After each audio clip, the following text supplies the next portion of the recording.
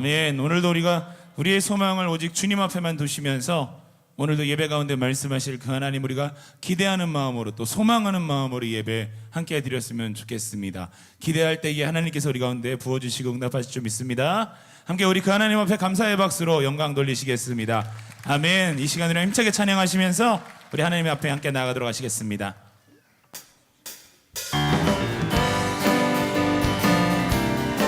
함께 박수 치시면서 기쁨으로 함께 찬양합시다. 갈 길을 밝히시니 주 앞에 빨리 나갑시다.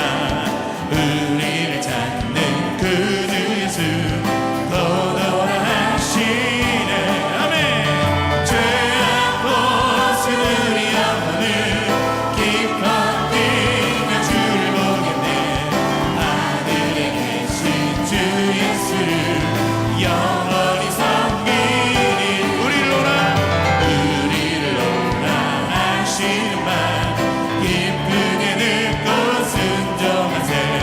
그 주를 믿기 지체 말고 속속히 나가세. 아멘. 죄악 벗은 우리 영혼을 기뻐 뛰며 주를 보겠네. 하늘에 계신 주 예수를 영원히 섬기리. 아멘. 주 오늘 여기 계시오. 나와서 주의 말씀 듣기도 하며 기도하며 생각하니 함께 잠들이시로다.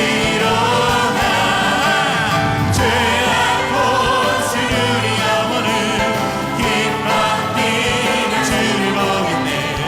하늘에 계신 주 예수를 영원 한 번 더 고백합니다. 갈 길을 밝히고 주 앞에 주 앞에 빨리 나갑시다. 우리를 찾는 그 주 예수 도도라 하시네. 아멘. 죄악 벗은 우리 영혼을 기뻐 뛰며 주를 보겠네. 하늘에 계신 주 예수를 영원히 섬기리. 우리를 오라 하시는 기쁘게 듣고 기쁘게 듣고 순종하세. 그 주를 믿기 지체 말고 속속히 나가세. 죄악 벗은 우리 영혼을 기뻐 뛰며 주를 보겠네. 하늘에 계신 주 예수를 영원히 섬기리. 주 오늘 여기 계십니다. 주 오늘 여기 계시. 나와서 주의 말씀 듣기도 하며 기도하며 생각하며 아멘. 잠드시로다. 할렐루야. 죄악 벗은 우리 영혼을 기뻐 뛰며 주를 보겠네. 하늘에 계신 주 예수를 영원히 섬기리. 다시 한번 죄악 벗은 우리 영혼을 기뻐 뛰며 주를 보겠네. 하늘에 계신 주 예수를 영원히 섬기리. 찬양하세 찬양하세 찬양하세 찬양하세. 소리 높여 찬양 드리세. 다시 한번 찬양하세 찬양하세 찬양하세. 소리 높여 찬양 드리세. 찬양 받기에 나타나신 주님 언제나 아멘. 함께 무릎 꿇고서 주 이름 외치세. 예수 나의 왕 예수 나의 왕 예수 나의 왕. 다시 한번 전심으로 찬양하세 찬양하세 찬양하세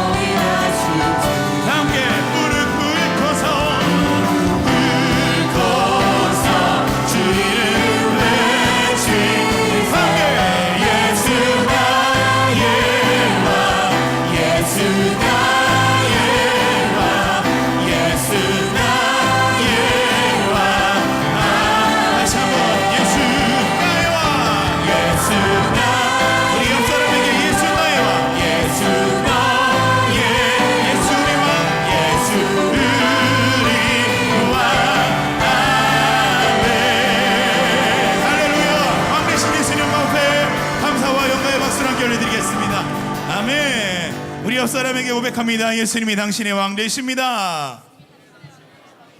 이렇게도 고백합니다. 예수님만이 당신의 소망이십니다. 아멘. 그 끝없는 사랑 허락하신 예수님 앞에 다시 한번 믿음으로 고백하시면서 함께 나아갑니다.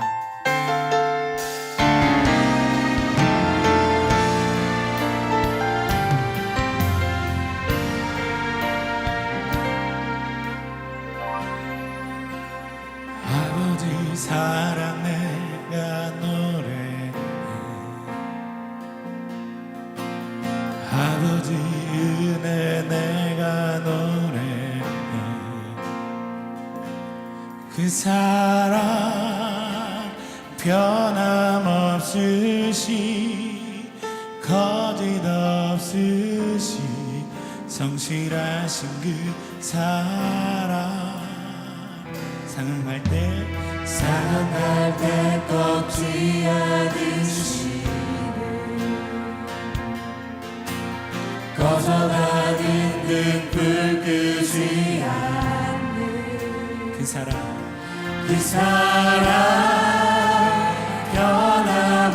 변함없으시 거짓 없으시 성실하신 그 사랑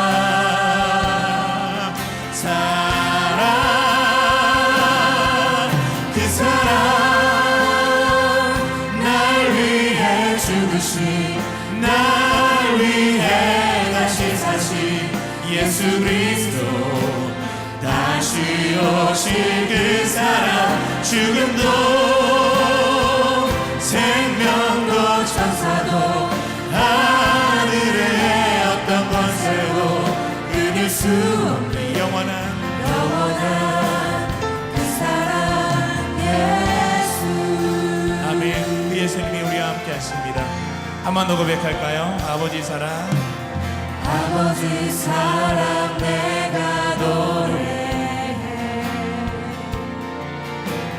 아버지 은혜 내가 노래해 아멘. 그 사랑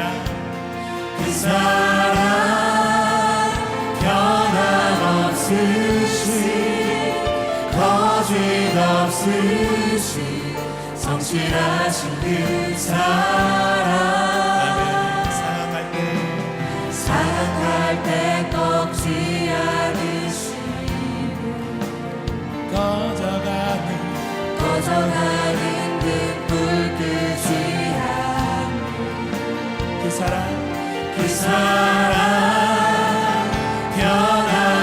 변함없으시 거짓 없으시 성실하신 그 사랑 함께 오른손을 높이 들고 사랑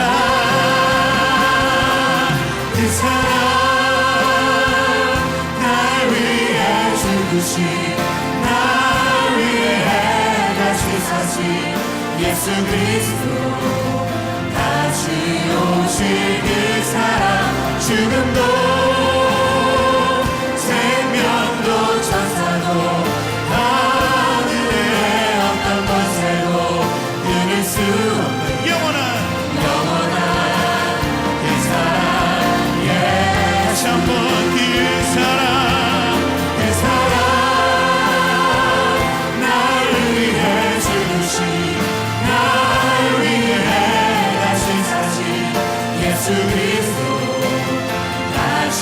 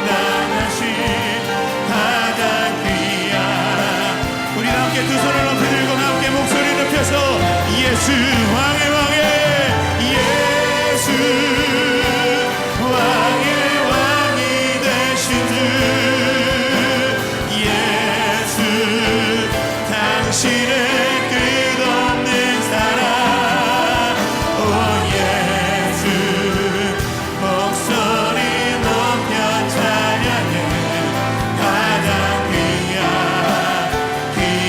그 이름 오 예수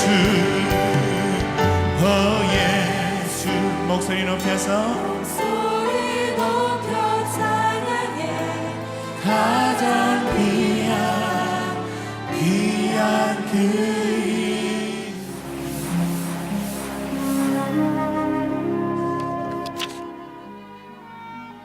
오늘의 말씀은 사무엘상 18장 29절에서 30절 말씀입니다. 사울이 다윗을 더욱 두려워하여 평생에 다윗의 대적이 되니라. 블레셋 사람들의 방백들이 싸우러 나오면 그들이 나올 때마다 다윗이 사울의 모든 신하보다 더 지혜롭게 행하매 이에 그의 이름이 심히 귀하게 되니라. 아멘. 우리가 학창 시절에 많이 듣고 또 좌우명으로 생각했던 유명한 글귀 가운데 실패는 성공의 어머니다라는 말을 우리가 많이 듣기도 했고 또 직접 우리가 써놓고 읽기도 했고 그랬던 유명한 경구입니다. 실패를 통해서 성공을 할 수 있다, 뭐 이런 참 좋은 말입니다. 하지만 현실에서는 사람들이 실패를 통해서 배우려고 하는 사람은 거의 없습니다. 누구한테 배우려고 하느냐? 실패를 통해서 결론은 성공한 사람한테 배우려고 하지 실패하고 끝난 사람한테 찾아가서 그 사람한테 무슨 지혜를 배우거나 그 사람의 경험담을 들으려고 하는 사람은 거의 없습니다. 그래서 주변에 베스트셀러 같은 거 보면 성공한 사람들의 이야기가 잘 팔리지 누가 망했대더라, 누가 완전히 실패했대더라, 뭐 이런 사람들의 이야기가 사람들에게 모범이 되거나 사례가 되는 경우는 거의 없습니다. 그런데 좀 반대 주장을 하는 분이 있어요. 실패 자체를 통해서 배울 수 있어야 된다, 이렇게 주장하는 분이 있는데 일본의 하타무타 요타료라고 하는 유명한 학자신데 이분이 실패학이라는 학문을 통해서 실패를 통해서도 우리가 배울 수 있는 게 참 많다. 그러니까 성공한 사람만이 아니라 실패한 그 자체에게서 얻을 수 있는 게 많은데 이분이 주장하는 것 가운데 하나가 이런 겁니다. 실패하는 분들을 보면 공통점이 있는데 잘못된 습관을 가지고 있다는 거예요. 이것을 이분이 자기 파괴적 습관이라고 합니다. 이분이 7개를 얘기해요. 쭉 화면에 보시면 뭐 현실을 부정하거나 오만하거나 뭐 타성에 젖거나 아니면 여러 가지 눈앞에 경쟁에만 급급하다 보니까 근시안이 되거나 또 사람들과 이렇게 공감하지 못하고 뭐 이런 것들이 결국은 사람들을 실패하게 만드는 요인이 된다. 반대로 이분이 주장하는 그거죠. 습관만 바꾸면 누구도 그 실패의 자리에서 딛고 일어날 수 있다. 그런 얘기를 합니다. 우리가 그 꽃 가운데 진흙탕에 핀 연꽃이 아름답다 이렇게 얘기하는 것은 그 주변의 여건이 화려하기 때문에 핀 꽃이 아니라 아주 모진 고난 속에서 피어진 꽃이기 때문에 진흙탕에 핀 연꽃이 아름답다라는 표현처럼 인생도 저는 그렇다고 생각해요. 많은 실패와 연단과 고난을 겪고 일어선 사람들의 이야기가 아름다운 거예요. 우리가 정치가를 이야기할 때 세계적으로 가장 우리가 성공한 모델을 꼽을 때 몇 사람을 이야기하는데 그 중에 링컨의 이야기를 많은 사람들이 합니다. 물론 링컨은 정치적인 업적도 인격적인 것도 훌륭한 점이 많이 있습니다만 사람들이 링컨을 성공한 모델로 꼽는 진짜 이유 가운데 하나는 링컨은 많은 실패를 경험한 사람이에요. 아마 정치인 가운데 세계 역사상 링컨처럼 그렇게 실패를 많이 경험한 사람이 있을까? 그의 전기에 보면 15살에서 50살 대통령이 되기 직전까지 그가 큰 사건만 한 27번의 실패를 거듭합니다.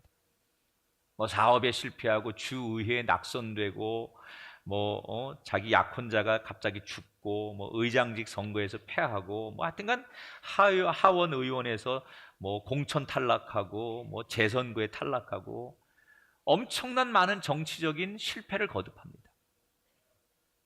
너무 실패를 많이 하니까 한동안은 그 링컨의 친구들이 자기들끼리 걱정이 너무 되니까 모든 칼과 면도칼을 그 주변에서 다 치워버려라 이렇게 권할 정도로 링컨이 너무 좌절을 하니까 걱정을 많이 했다는 거예요.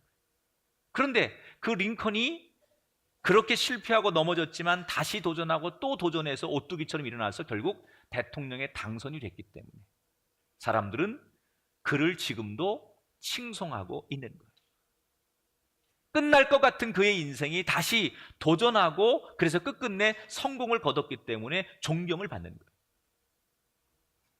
메이저리그 역사상 가장 위대한 그 선수를 꼽을 때 주저없이 많은 사람들이 얘기하는 선수가 바로 홈런 왕 베이비 루스입니다. 이 베이비 루스는 원래는 투수였습니다. 왼손 투수로 한 시즌에 20승을 거둘 만큼 굉장히 잘 나가는 투수였죠. 그런데 어느 날 자기는 매일 경기를 나가고 싶은데 투수라는 보직은 한 5일 간격으로 경기를 나가니까 매일 나갈 수 있는 방법이 뭘까? 그래서 타자로 전향을 하게 됩니다. 그리고 타자가 된 그날부터 그가 은퇴할 때까지 통산 3할 4푼의 타율과 6할 9푼의 장타율을 기록합니다. 전무후무한 기록이죠. 2217타점을 이룬 대기록을 가지고 있고 무엇보다 이 베이비 루스를 얘기할 때 홈런 왕 714개의 홈런을 기록합니다. 물론 이것은 이제 현대에 와서 이 기록이 깨지긴 했죠. 그러나 이 베이비 루스의 대기록과 함께 항상 같이 인용되는 또 다른 대기록이 하나 있습니다. 홈런 왕이 될 때까지 그가 먹었던 삼진 아웃의 횟수입니다. 무려 1330번의 삼진을 당하게 됩니다. 홈런의 2배 정도 되는 삼진을 당하면서 결국 그는 홈런 왕의 타이틀을 거머쥐게 됩니다. 그가 홈런 왕이 될 수 있었던 것은 두 가지입니다. 삼진을 무서워하지 않고 삼진을 당할지라도 그 배트를 강하게 휘두를 수 있었기 때문입니다.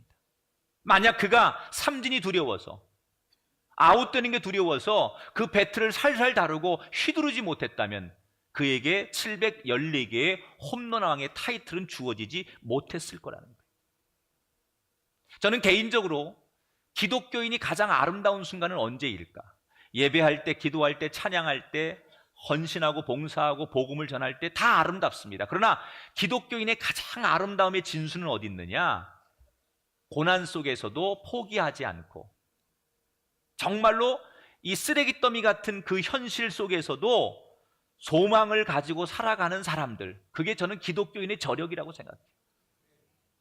분명히 끝난 것 같고 좌초돼야 되는 시간이고 저 사람이 절망 상황 속에서 신음해야 되는데 그 신음 속에서도 소망을 노래할 때 그 기독교인의 아름다움은 극치를 이루는 거예요. 우리가 인생을 살면서 종종 가장 많이 하는 질문 가운데 또는 이런 질문을 가장 많이 받기도 하죠. 왜 우리에게 고난을 주시는 겁니까?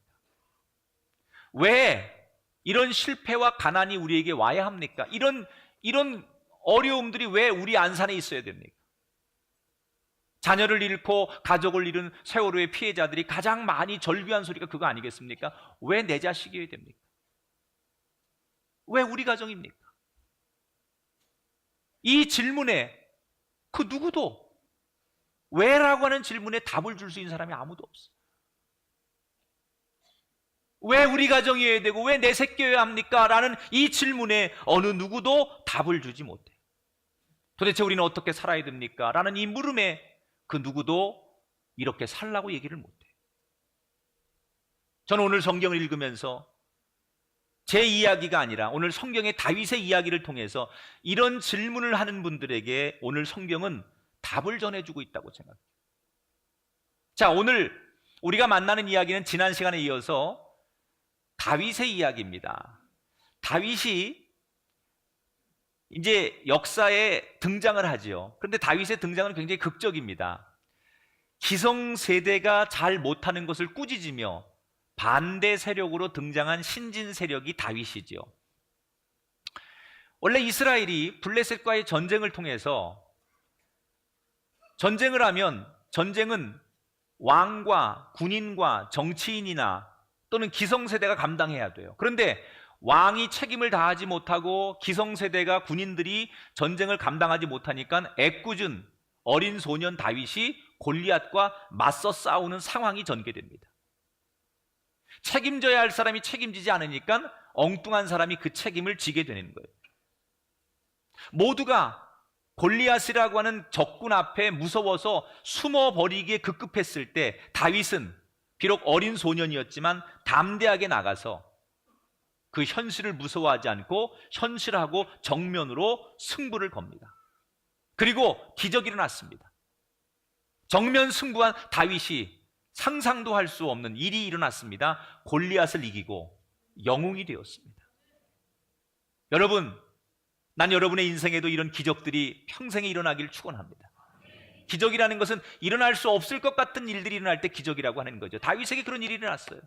자, 그러면 이런 기적 뒤에 다윗에게는 어떤 대우가 뒤따라야 되겠습니까? 사람들이 그를 영웅 취급해주고 그를 존경하고 그를 칭찬하고 그에게 상을 주는 것이 마땅합니다. 그런데 현실은 정반대였습니다. 사람들이 나라를 구하고 왕의 체면을 살려주고 기성세대가 하지 못한 일을 어린 소년 다윗이 해냈는데 그에게 돌아온 것은 암살 시도와 그를 시기하고 죽이려고 하는 음모가 끊임없이 그 인생을 뒤따라 다니기 시작합니다. 사실 다윗이 생각할 때 골리앗과의 싸움이 제일 큰 싸움이라고 생각했는데 골리앗과의 싸움을 이기고 나니까 더 큰 싸움이 자기를 기다리고 있는 거예요. 외부와의 적이 아닌 내부의 적이 더 큰 문제였어요. 분명히 같은 편이고 내 편이어야 되는 사람이 오늘 적군이 되어서 자기를 괴롭힙니다. 그게 누굽니까? 바로 사울 왕이었어요. 왕이 하지 못한 일을 소년 다윗이 했는데 왕이 자기를 위해 싸워준 그 소년 다윗을 칭찬하고 인정은 못해줄 망정 그를 미워하고 그를 죽이려고 합니다. 너무너무 다윗을 사울이 평생 극도로 증오하기 시작해요. 왜 그렇게 되었느냐? 그 시발점은 작은 노래 하나 가사에서부터 시작이 됩니다. 전쟁을 이기고 돌아온 이 다윗과 사울을 백성들이 축하하기 위해서 노래를 부릅니다. 곳곳에서 아이들과 여인들이 동네마다 노래를 부르는데 그 가사 내용을 들은 사울이 어느 날 완전히 멘붕이 오기 시작하는 거예요. 무슨 노래를 불렀느냐? 오늘 7절에 보니까 백성들이 이런 노래를 부릅니다. 여인들이 뛰놀며 노래하여 이르되 사울이 죽인 자는 천천히요 다윗은 만만이로다. 여러분, 이 천천만만이라는 것은요 단순히 숫자를 표현하는 게 아니고 이건 무한대, 더 이상 셀 수 없을 만큼 강한 숫자, 이런 걸 표현하는 거예요. 문학적으로요. 이 당시에는 숫자를 셀 수 있는 수가 한정되어 있었습니다. 그래서 어느 숫자를 넘어서면 그냥 더 이상 셀 수 없을 땐 이렇게 숫자를 반복해요.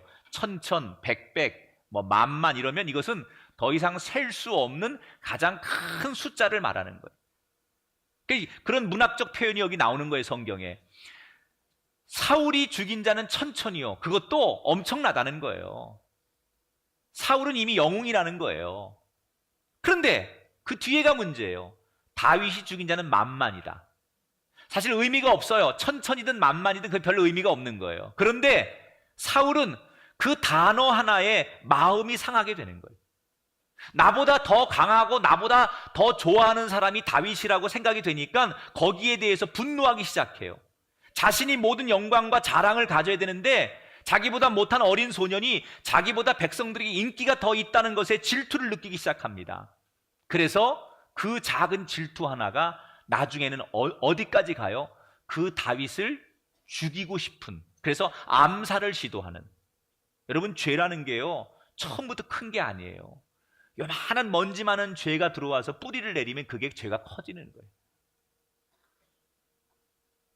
저는 요즘 제가 고민하는 건 참다운 지도자는 뭘까?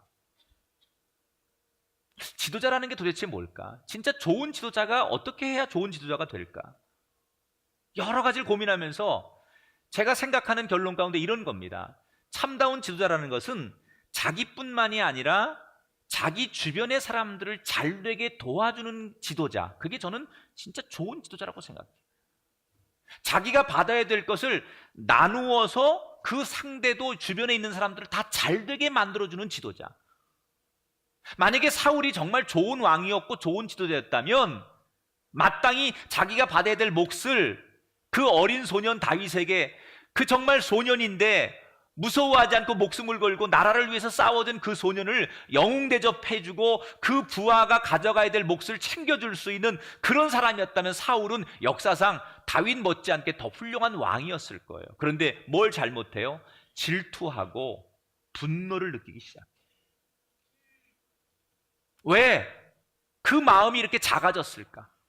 왕인데 일개 평범한 소년하고 자기를 비교해야 될 이유가 뭘까? 그래도 왕 아닙니까? 왕이면 모든 것을 다 가진 절대 군주인데 넓은 마음을 가져도 되는데 왜 왕으로서 넓은 마음을 갖지 못하고 그렇게 좁은 마음을 가지고 그 분노하며 살아갔을까? 성경을 읽다 보니까 근본적인 이유가 있어요. 왕임에도 불구하고 그의 마음이 그렇게 좁아질 수밖에 없는 근본적 이유가 하나 있었는데 그게 바로 18장 9절에 나와요. 그날 후로 사울이 다윗을 주목하였더라. 지금 사울의 주된 관심이 뭐냐? 사울의 온통 관심은 기준이 사람에게 있었다는 거예요.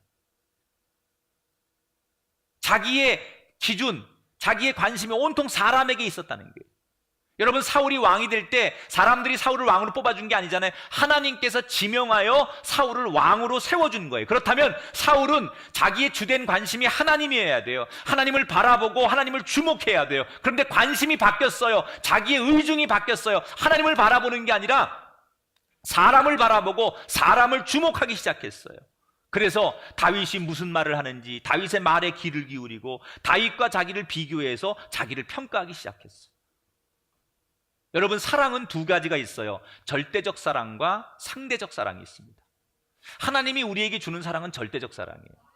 만약에 하나님께서 저와 여러분을 상대적 사랑으로 비교하고 평가한다면 이 자리에 있을 사람 아무도 없습니다. 저를 비롯해서 누구도 하나님 앞에 자유로울 사람이 없습니다. 왜 하나님이 우리를 용서하시고 존귀하게 여기십니까? 그것은 절대적으로 사랑하십니다. 내 모습 이대로 사랑하시는 거예요. 나를 그냥. 내가 너무나 부족하고 흠이 있을지라도 나는 그래도 너를 사랑한다. 다른 거 바라보지 않고 너니까 사랑한다. 이게 절대적 사랑이에요. 그런데 상대적 사랑이라는 것은 비교하는 거예요. 좀 나은 걸 찾는 거예요. 선택하는 거예요. 저 사람보다 좀 잘해야만 더 사랑받고 더 인정받는 게 상대적 사랑이라는 거예요. 지금 하나님은 사울을 절대적인 사랑으로 바라보고 계신데 사울은 뭘 해요? 상대적 사랑으로 보는 거예요. 그래서 상대를 자기와 비교하기 시작했어. 여러분, 이런 부작용이 어떻게 나타나는 줄 알아요? 이 상대적 사랑을 하게 되면 사람이 성격이 자기중심적으로 변합니다. 모든 중심이 자기여야 돼. 자기 아니면 안 돼요. 그래서 누가 자기하고 반대되는 의견을 얘기하거나 또는 자기하고 뜻이 다르면 용납을 못하죠. 자기중심적인. 아주 권위적인 아버지들이 그렇잖아요. 자기 말을 거스리면 이거 용납이 안 되는 아버지들. 아버지만 그런 게 아니에요. 요즘은 더해, 엄마들이. 이 사울이 그런 거예요 지금. 그래서 15장 12절에 보면 사울의 그 상황을 단적으로 뭐라고 표현하느냐? 자기를 위하여 기념비를 세웠다. 전쟁에서 이기고 이것을 뭐 하나님을 위해서 기념비를 세우고 그런 게 아니라 자기를 위해서 기념비를 세웠다. 이기적이고 자기중심적으로 이미 사울이 변하기 시작했다는 거예요. 그래서 그 충성스러운 영웅 부하를 죽이기에 급급한 거예요. 여러분, 사람 하나 키우는 게 얼마나 힘든 줄 아십니까? 우린 사람을 참 귀하게 여겨야 돼요. 여러분, 우리가 만나는 복 가운데 하나님 우리를 복 주실 때 하나님은 그냥 하늘에서 뚝 하고 뭐를 떨어뜨리시는 분이 아니라 사람을 잘 만나게 하는 복을 통해 우리를 축복하십니다. 그래서 우리가 좋은 사람들을 만나면 잃어버리면 안 돼요. 그 좋은 사람들을 잊어버리면 안 돼요. 은혜를 잊지 않고 그 사람과 관계를 잊지 않아야 돼요. 그게 하나님의 뜻이에요. 충성된 사람 하나를 키우는 게 얼마나 힘든데 사울은 자신에게 찾아온 복을 걷어차고 그 충성된 부하를 어떻게 하면 죽일 수 있을까? 그 생각만 하는 거예요. 여러분, 신앙이 뭡니까? 저는 신앙이라는 것은 자기 중심을 떠나서 하나님 중심으로, 진리 중심으로, 원칙 중심으로 사는 게 신앙이라고 생각해요. 원칙이 지켜지지 않는 세상 한가운데 원칙을 지키는 사람이 기독교인이어야 돼요. 더 나아가 진리를 지키지 않고 살아가려고 하는 세상 속에서 진리라는 구원의 원칙을 지켜들고 외치는 사람이 기독교인이어야 돼요. 여러분, 여러분에게 질문합니다. 여러분은 사울처럼 자기 중심적인 삶을 지금 살고 서 계십니까? 아니면 다윗처럼 하나님 중심의 삶을 살고 계십니까? 혹시 여러분의 인생이 사울처럼 나 중심으로 살아가고 있다면 여러분의 중심의 무게축이 하나님 중심으로, 진리 중심으로 옮겨지게 되시기를 주의 이름으로 축원합니다. 사울이 이 다윗을 죽이려고 세 가지 방법을 씁니다. 첫째, 직접적으로 암살을 시도합니다. 요즘으로 말하면 사울은 정신분열증까지 갑니다. 성경을 보면 성경에는 그냥 악령이 임해서 그가 정신없이 떠든다 이렇게 나오지만 이게 그런 거죠. 무슨 말인지 모르고 떠들고 조리 없이 마구잡이로 말하고 막 심리적으로 불안하면, 이거 요즘 의학에서는 뭐라고 그래요? 정신분열증, 조울증. 아침 저녁 막 기분이 달라지는 거예요. 금방 좋았다가 갑자기 금방 먹구름이 껴가지고 정신을 못 차리는 거예요. 이게 현대의학에서는 다 정신분열증이라고요. 옆 사람 얼굴 한번 쳐다보세요. 네 얘기일지도 몰라.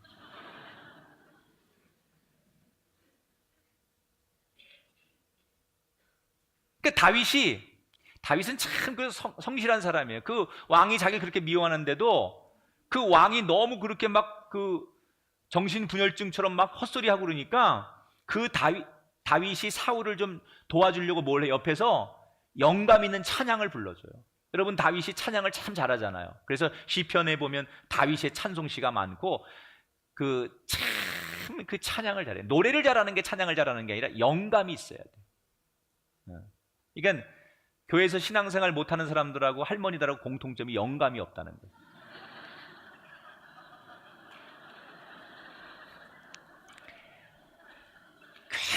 죄송해요. 영감 있는 찬양을 사울에게 들려주니까 사울이 처음엔 그 찬양을 듣고 곤히 잠도 자고 이렇게 좀 이렇게 안정이 취해지는 것 같은데, 이게 시간이 지나니까 찬송도 효력이 없어요. 그러니까 나중에는 어떻게 하냐, 성경에 보면 사울이요, 정신분열이 어디까지 가느냐, 자기 손에 있는 칼과 창을 그냥 앞에 있는 다윗을 향해 던져요.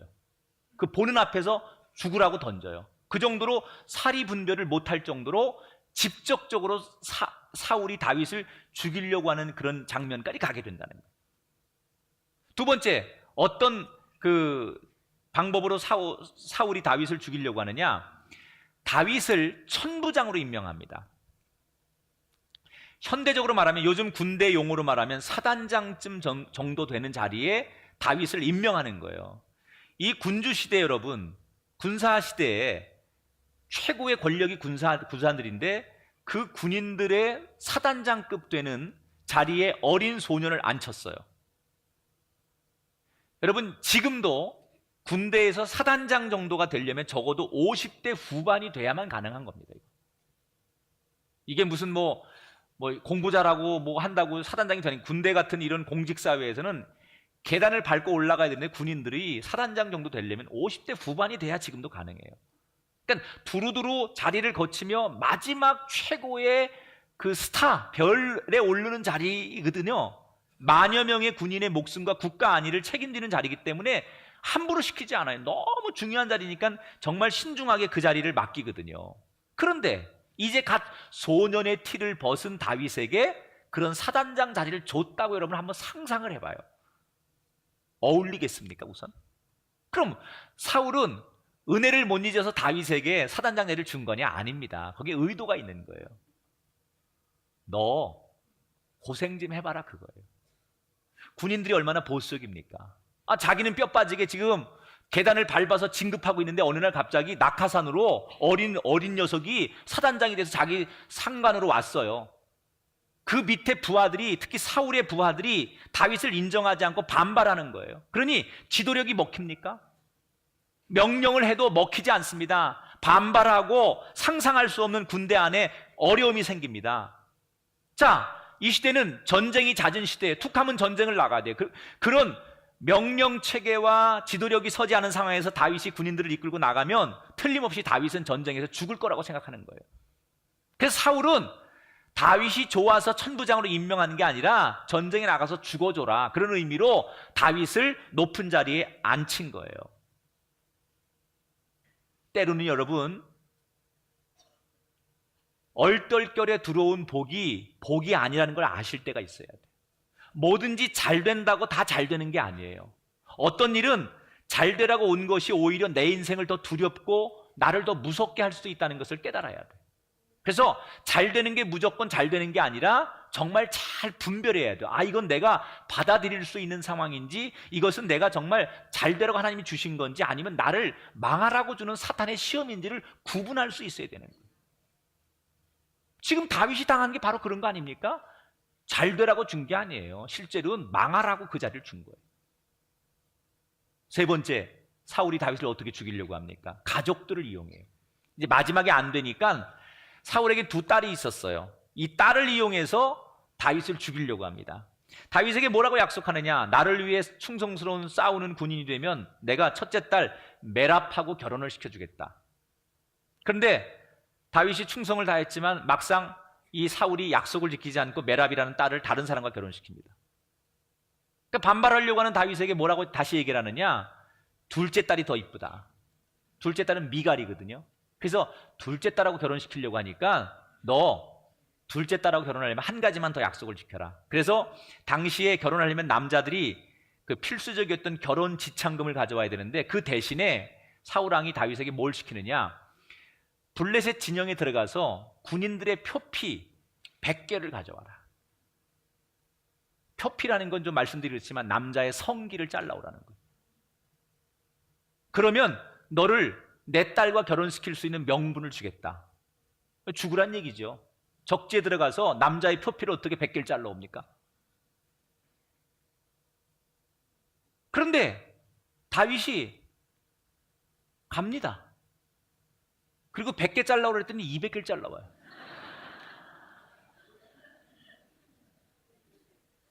그래서 아무 소리 못하고 자기 둘째 딸과 다윗을 결혼시키게 됩니다. 자, 다윗은 처음부터 마지막까지 자기를 죽이려고 하고 음모하고 자기를 위협하는 일밖에 없습니다. 그런데 제가 드리고 싶은 얘기는 온통 사방이 다 다윗을 위협하고 불안과 공포에 쌓이게 할 수 있는 그 상황을 다윗만큼은 그걸 기회로 만들었다는 거예요. 위기를 기회로 만들었다는 거예요. 여러분, 우리가 배워야 할 건 이거예요. 똑같은 위기를 만났을 때 그 위기가 기회가 돼야 돼요. 저는 인생이 극적으로 바뀌는 분들을 많이 만나요. 예를 들어서 어떤 분이 너무너무 승승장구하다 잘 나가는데 어느 날 암에 걸렸어요. 큰 사고를 만났어요. 이분이 완전히 인생관이 그날부터 180도 바뀌었어요. 그렇게 승승장구하고 자기중심적이고 자기가 강했던 이 사람이 그런 큰 사고를 한번 만나면서 자기 인생관이 바뀌는 거예요. 이분은 뭘까요? 자기에게 찾아온 인생의 위기를 기회로 만든 분이에요. 그렇게 잘 나가던 사업가가 어느 날 큰 어려움을 당했어요. 그때부터 인생관이 바뀌었어요. 그러면 그분은 뭐지요? 자기에게 찾아온 어려움을 기회로 만든 분이에요. 다윗이 그랬던 사람이에요. 오늘 성경 두 군데를 볼게요. 5절을 우선 볼게요. 같이 읽어봐요. 시작. 다윗은 사울이 보내는 곳마다 가서 지혜롭게 행하며 사울이 그를 군대의 장으로 삼았더니 온 백성이 합당히 여겼고 사울의 신하들도 합당히 여겼더라. 자, 13절 14절 한 구절만 더 볼게요. 시작. 사울이 그를 천부장으로 삼음에 그가 백성 앞에서 출입하며 다윗이 그의 모든 일을 지혜롭게 행하니라. 전쟁 중에 죽으라고 천부장이 임명해서 보냈더니 다윗이 뭐라고요? 가는 데마다 완전히 얼마나 지혜롭게, 어린 녀석이 얼마나 지혜롭고 싹싹하게 행동을 하는지 미워할래야 미워할 수 없는 그런 사람으로 살더라는 거예요. 의도는 너 가서 골탕 좀 먹어보고 너 선배들한테 고참들한테 너 업신여김도 당해보고 네가 얼마나 별 볼 일 없는지 그래서 전쟁터에 나가서 너 형편없이 개죽음 당해봐라. 이게 사울왕의 의도입니다. 그런데 그 위기 속에서 다윗이 뭘 합니까? 오히려 그 어려운 상황을 기회로 다 만들어버리는 거예요. 가서 원칙을 지키고 겸손하게 머리를 숙이고 사람들과 대화하면서 자기들을 싫어하는 사울의 부하들을 하나하나 설득하고 인정하게 하고, 그래서 결국에는 처음에는 싫어했던 사람들이 시간이 지나면서 이 다윗을 다 좋아할 수밖에 없게 만들었어. 오히려 죽으라고 보낸 그 한복판에서 다윗은 리더십이 어떤 건지를 배우고, 군인들의 생리는 어떤 건지 배우고, 사람을 얻으려면 내가 어떻게 행동해야 되는지 처세술을 배우고, 겸손이 뭔지를 배우고, 싸움은 힘만 있다고 되는 게 아니라, 별만 단다고 리더십이 있는 게 아니라 어떻게 섬겨야 되는지 서번트 리더십을 배우고, 그래서 사람들에게 능력을 인정받아서 훗날 그가 왕이 될 때 백성들의 지지를 받는데 아무 문제가 없게끔 탄탄한 지지를 이때 확보해 놓는 거예요. 지금 다윗이 만나는 것은 무슨 좋은 기회가 아닙니다. 그런데 가장 어려운 순간을 자신의 것으로 만들 줄 아는 탁월한 능력이 다윗에게 있었다는 거예요. 현대 과학 문명이 풀어내지 못하는 수수께끼 같은 일들이 여러 곳곳에 있습니다. 그 중에 바이올린의 대명사인 스트라디바리우스의 바이올린은 현대 이 과학 문명이 그렇게 아름다운 소리를 내는 바이올린을 어떻게 만들어내는지 그 비법을 밝혀내지 못하고 있습니다. 스트라디바리우스 바이올린은 이탈리아의 안토니오 스트라디바리가 1644년부터 1737년 동안 만든 바이올린입니다. 이 사람이 무려 자기 생전에 600개의 바이올린을 만듭니다. 그런데 여러분, 그때는 별 볼 일 없었던 그 바이올린, 지금 아무리 못 나가도 이 사람이 만든 바이올린은 다 최소한 수십억 원 이상의 호가를 합니다. 이 바이올린이. 얼마 전에 영국의 낭만파 시인 조지 바이런의 손녀 앤 블란트가 소유했던 것으로 알려진 300년 된 스트라디바리우스 레이디 블란터가 980만 파운드, 우리 돈으로 172억 원의 경매에서 팔렸어. 무슨 얘기를 하면 좀 놀래고 좀 그래주세요. 그러니까 여러분, 왜 그러면 이렇게 오래된 고 바이올린이 아닙니까? 옛날 바이올린인데 그 소리가 좋겠냐? 근데 그렇게 오래된 수백 년 된 바이올린을 그렇게 수백억씩 주고 사는 이유가 뭐냐? 이 바이올린이 더 유명하게 된 이유 가운데 하나가 제작 기법이 끊어졌다는 거예요. 이 바이올린을 어떻게 만드는지 그 제작 기법을 누구도 전수를 받지 못한 거예요. 그래서 많은 연구가들이, 바이올린 전문가나 음악가나 과학자들이 이 제작 기법을 복원해 보려고 노력하고 연구를 많이 하는데 똑같이 복원을 못 한다는 거예요. 그래서 이 바이올린의 정체가 뭘까? 그 조그만 바이올린 하나 그 분석을 못 합니까? 근데 현대 과학을 못 한다는 거예요. 복원을 못 한다는 거예요.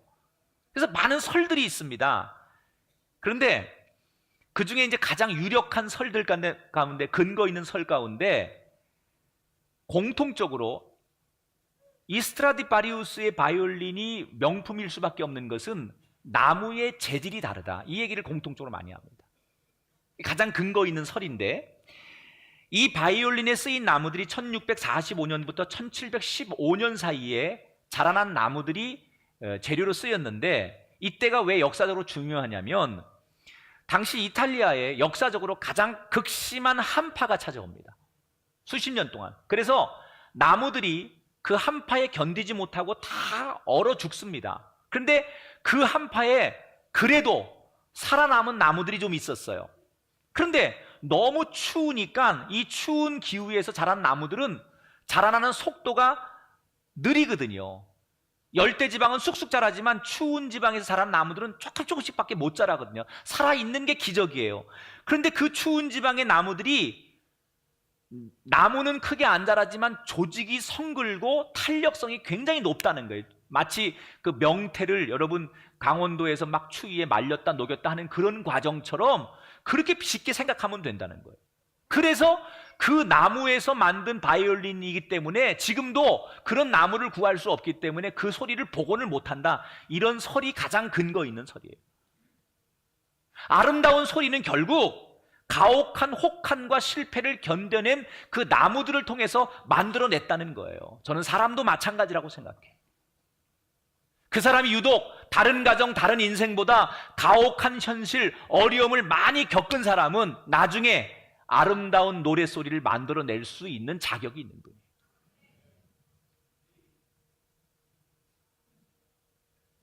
다윗이 정말 끝없는 고난과 장애를 이겨내자 결국 하나님이 그에게 두 가지의 아름다운 복을 주십니다.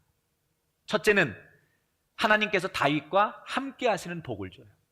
오늘 28절 29절에 보니까 여호와께서 다윗과 함께 계심을 사울이 보고 알았고 사울이 다윗을 더욱더욱 두려워하여 평생에 다윗의 대적이 되니라. 사울이 다윗의 목숨을 위협하면 위협할수록 더욱 선명하게 드러나는 것은 하나님이 다윗과 함께 하신다는 사실이에요.